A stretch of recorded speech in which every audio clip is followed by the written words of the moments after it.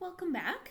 Now that you have completed your preparation to get ready to administer the Provincial Kindergarten Numeracy Screening Assessment, let's dig into some of the components, beginning with counting.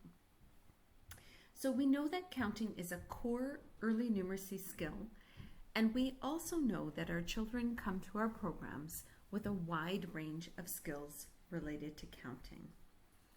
There are so many components of counting, from being able to count forward in stable order. In other words, knowing that we always say number words in the same way every time we're counting 1, 2, 3, and so on. Another key principle is that of one-to-one correspondence. That is to say that when looking at a set, a child counts each item once and only once.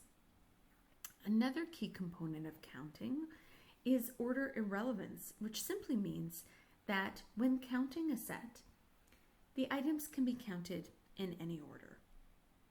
And another very important principle is cardinality, which means that the last number word that the child says tells how many items were in that set. The key part of counting is to determine quantity, or how many.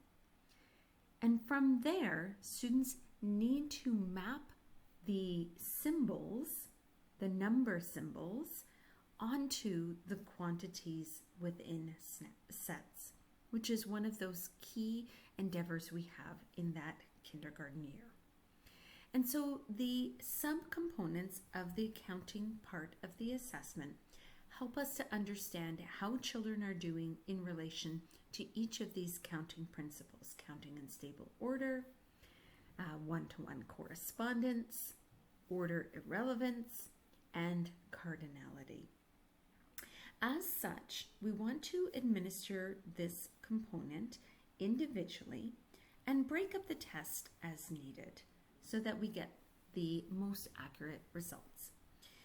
Each component has teacher instructions, and it's really important to follow the administration instructions as closely as possible to how they are written to lead to the most accurate assessment results. And so there are 3 components in counting, and we are going to take a look now at the rote counting task. And you will notice in the scoring materials that there is one scoring sheet for all 3 of these components, and you will need one of these scoring sheets per child for all 3 of these tasks. Looking a little bit more closely, you will need the teacher instruction sheet found in the administration guide, and of course that class set of scoring sheets as mentioned, assessing the students one at a time, taking about 2 to 3 minutes per student. You will discontinue the assessment or stop the assessment in one of 2 situations. First, when the child makes an error and does not self-correct, or second, they're successfully able to count to 100. If the child does make an error but is able to self-correct without prompting, you can let them continue counting as far as they are able, stopping at 100. And so when you're ready to administer this portion of the assessment, you'll notice in the instructions some of the print has been italicized and is in red. These are the words that you're going to use as closely as possible when you are administering the task for the student. So you will say to the child first, "Can you please count for me? Can you count as high as 100?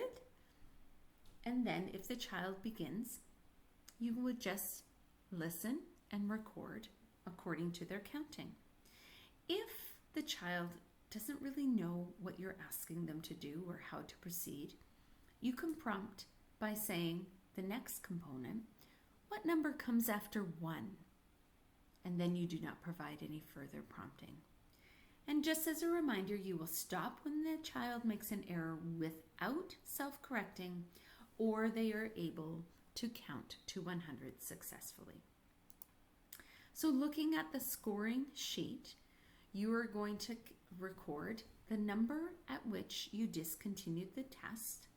So if, for example, they were not able to count further than 12 without making errors, without self-correcting, you would record the number 12 as their highest count, and anything that you observed, such as counting a number more than once, missing numbers, even when they do those self-corrections.